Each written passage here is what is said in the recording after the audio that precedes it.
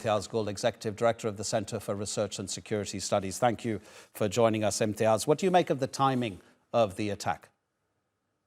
Well, I think this latest attack is yet another reminder that Pakistan remains in the clutches of proxy terror war, as well as war being waged by Baloch nationalist or separatist groups in southwest of Pakistan.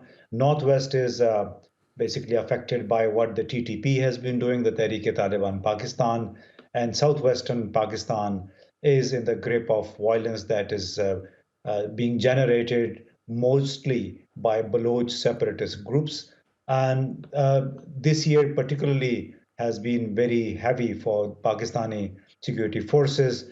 More than 400 military and police personnel have so far lost their lives to such ambushes and terrorist attacks.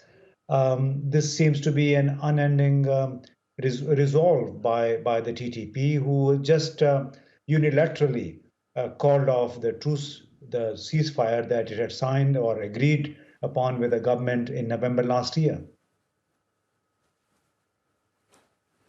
Imtiaz, so you don't think that there's anything specific in the message? In other words, maybe trying to exploit the political instability that there is in Pakistan right now, the fact that there's a new chief of army staff, or maybe even that England's cricket team is in Pakistan for the first time in 17 years because of the threat of terrorism that they were concerned about?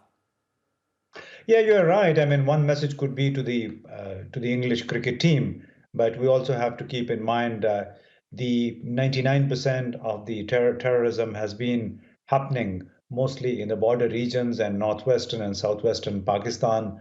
But the message is very clear, and the TTP made it also abundantly clear in its press statement that it issued 2 days ago, saying that they exercised restraint as far as the ceasefire was concerned, but then they remained under attack by the security agencies of the government, and that's why they will now relaunch their retaliatory attacks against Pakistani targets.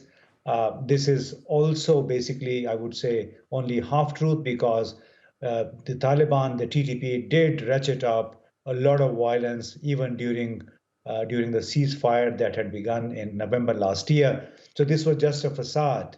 The truce or the ceasefire agreement was just a facade that they had allowed to people to delude themselves with the semblance of ceasefire, whereas I think the attacks, the violence continued unabated with varying intensity.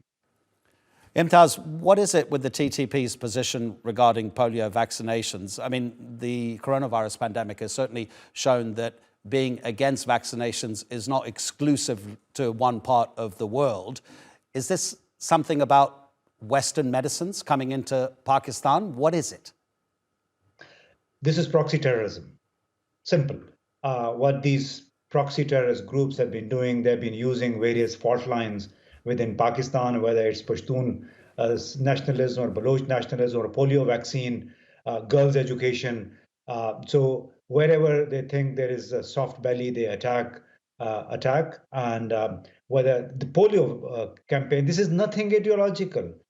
All leading religious scholars have declared it very much legal, very much necessity of the times to protect generations, young people from crippling effects of this virus.